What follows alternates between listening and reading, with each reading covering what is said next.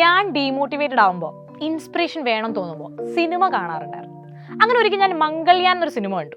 Cinema കണ്ടതിന് ശേഷം ഞാൻ ഭയങ്കര മോട്ടിവേറ്റഡ്. ഗൂസ് ബം മൊമെന്റ്സ് കണ്ടിട്ട് അപ്പൊ തന്നെ പോയി പരീക്ഷ എഴുതി ISRO ജോയിൻ ചെയ്ത് ഞാനും വിചാരിച്ചു ഞാനൊരു സയന്റിസ്റ്റ് ഒക്കെ ആയാലോ. പക്ഷേ 2 മണിക്കൂർ സിനിമ എല്ലാ തവണയും മോട്ടിവേഷൻ വേണം എന്നുള്ളപ്പോൾ കാണുന്നത് അത്ര സുഖമുള്ളൊരു പരിപാടിയല്ല. പക്ഷെ ഒരു 5 മിനിറ്റിൻ്റെയോ 2 മിനിറ്റ് ദൈർഘ്യമുള്ള ഒരു വീഡിയോ ആണെങ്കിൽ കുഴപ്പമില്ല, ഇടയ്ക്കൊക്കെ ഇരുന്നൊന്ന് കാണാം. പക്ഷെ അത് ട്രൂ ആയിരിക്കണ്ടേ. ഇപ്പം മംഗൾയാൻ കണ്ടപ്പോൾ എനിക്ക് അത്രയും ഫീൽ ചെയ്തത് അത് ട്രൂ ഇൻസിഡന്റ് ആയതുകൊണ്ടാണ്. അപ്പോൾ അങ്ങനെ ശരിക്കും നടന്ന ഒരു കഥ കേട്ട് അല്ലെങ്കിൽ ഒരു കാര്യം അറിഞ്ഞ് ഇൻസ്പയർഡ് ആവാൻ ആഗ്രഹിക്കുന്നവരാണ് നമ്മളിൽ എല്ലാവരും. ബാങ്കിങ് ആസ്പിറൻസ് ആയ നിങ്ങൾ ശരിക്കും ഒരുപാട് സ്ട്രെസ്ഡ് ആയിരിക്കും, ടെൻഷൻ ഉണ്ടാവും. മാത്രമല്ല എക്സാമിന്റെ കാര്യത്തിൽ എന്ത് ചെയ്യണം, എങ്ങനെ ചെയ്യണം, ചില സമയത്ത് ഭയങ്കര ഡീമോട്ടിവേറ്റഡ് ആയി പോവാറുണ്ടാവും. അങ്ങനെ ഒരുപാട് കുട്ടികൾ ഞങ്ങൾ ടീച്ചേഴ്സിന്റെ അടുത്ത് തന്നെ വരാറുണ്ട്, മിസ്സേ എന്ത് ചെയ്യണം എന്നറിയില്ല, ഒന്ന് മോട്ടിവേറ്റ് ചെയ്യോ, ഒന്ന് ബൂസ്റ്റ് ചെയ്യോ മിസ്സേ എന്നൊക്കെ ചോദിച്ചിട്ട്. അങ്ങനെയുള്ളവർക്ക് വേണ്ടി ശരിക്കും ജീവിതത്തിൽ ഈ ചാലഞ്ചസ് ഒക്കെ ഫേസ് ചെയ്ത് ബാങ്ക് എക്സാം എഴുതിയെടുത്ത് ഉന്നതമായ പൊസിഷൻസിൽ വർക്ക് ചെയ്തവരുടെ ജീവിത കഥയാണ് നമ്മൾ പറയുന്നത്.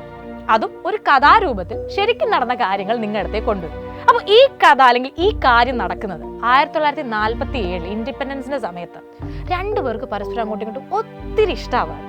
അവർ കല്യാണം കഴിക്കാൻ തീരുമാനിക്കുന്നു. പക്ഷേ 2 പേരും ഡിഫറെന്റ് കാസ്റ്റിൽ പെട്ട ആൾക്കാരായതുകൊണ്ട് ഓഫ് കോഴ്സ് നിങ്ങൾക്കറിയാം വീട്ടുകാർ സമ്മതിക്കുന്നില്ല. അപ്പോൾ വീട്ടുകാരുടെ സമ്മതത്തിനൊന്നും നിൽക്കാതെ ലവ് ബീറ്റ്സ് എവറിത്തിങ് എൽസ് എന്നല്ലേ അവർ കല്യാണം കഴിച്ചു. 2 പേരുടെ ഫാമിലിയും വളരെ വലിയ ഫാമിലികളാണ്.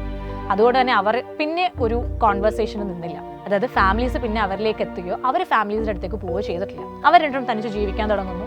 അവരുടെ ഇടയിലേക്ക് ഒരു പെൺകുഞ്ഞ് വരുന്നു. അവർ ഹാപ്പി ആയിട്ട് പോകുമ്പോൾ വീണ്ടും ഒരു കുട്ടിയും കൂടെ വരിക, ഒരു ആൺകുട്ടി.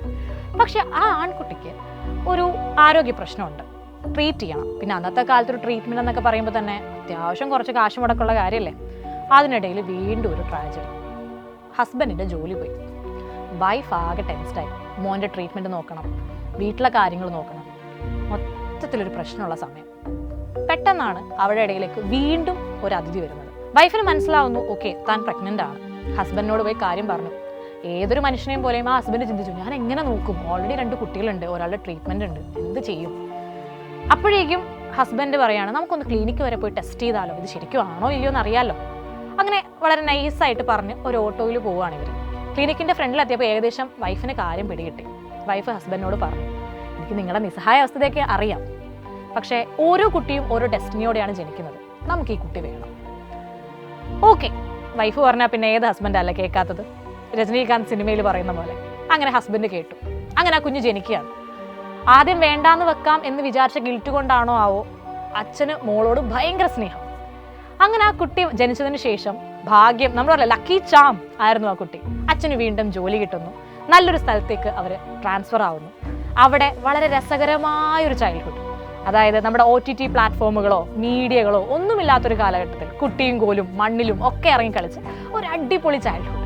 അതിനുശേഷം അവൾക്ക് ഈ ഫാമിലി സ്ട്രിങ്സിൽ നിന്നൊക്കെ മാറി ഒന്ന് പറക്കണമെന്നൊരാഗ്രഹം. നമുക്ക് എല്ലാവർക്കും ഉണ്ടാകും ഒരു ടൈം ആകുമ്പോൾ ഫാമിലിയിൽ നിന്നൊക്കെ മാറി നിന്ന് പഠിക്കണം, ലൈഫ് കുറച്ചുകൂടെ എൻജോയ് ചെയ്യണം, എക്സ്പ്ലോർ ചെയ്യണം എന്നൊക്കെയുള്ള ആഗ്രഹം. അങ്ങനെ ആ ആഗ്രഹത്തിൽ ആ ആൾ കോളേജിലേക്ക് വരും. പക്ഷെ കോളേജിനെത്തിയതിന് ശേഷം ലൈഫ് ആകെ ചേഞ്ചായി. ലൈഫിലൊരു വലിയ മൊമെൻറ്റ് വന്നു. അതായത് നിങ്ങളെല്ലാവരും ലൈഫിൽ ചിലപ്പോൾ ഒരു മൊമെൻറ്റിൽ എന്ത് ചെയ്യണം, ഇതെല്ലാം വിട്ടിട്ട് പോകണോ, ഉപേക്ഷിച്ച് പോകണോ, നിർത്തണോ, എന്നെക്കൊണ്ട് ഇതൊക്കെ ആവുമോ, മുന്നോട്ട് ഇനി പോകാൻ പറ്റുമോ എന്നൊരു തോട്ടിൽ നിന്ന് പോയിട്ടില്ലേ. അതുപോലെ അവളും ഒരു പോയിന്റിൽ വന്നെത്തി. അവളുടെ ലൈഫിനെ മൊത്തത്തിൽ റൗണ്ട് ചെയ്യാൻ പോകുന്ന ഒരു ഡിസിഷൻ്റെ മുൾമുനയിൽ. എന്തായിരുന്നു ആ ഡിസിഷൻ, എന്താണ് അവൾ ഫേസ് ചെയ്ത ആ പ്രോബ്ലം, എന്തായിരുന്നു ആ ചലഞ്ച്, അവളത് നേരിട്ടോ, അവൾ എവിടെ എത്തി, അവൾ ആരാണ്, ഇതൊക്കെ അറിയണമെങ്കിൽ പാർട്ട് 2 കാണണം. പാർട്ട് 2 വേണമെങ്കിൽ ഇപ്പം തന്നെ ഇതിൻ്റെ താഴെ പോയി പാർട്ട് 2 വേണം മിസ്സേ എന്ന് കമൻറ്റ് ചെയ്തോ. അങ്ങനെയാണെങ്കിൽ പാർട്ട് 2 ആയിട്ട് ഉടനെ നമ്മൾ വീണ്ടും കാണും. ബൈ.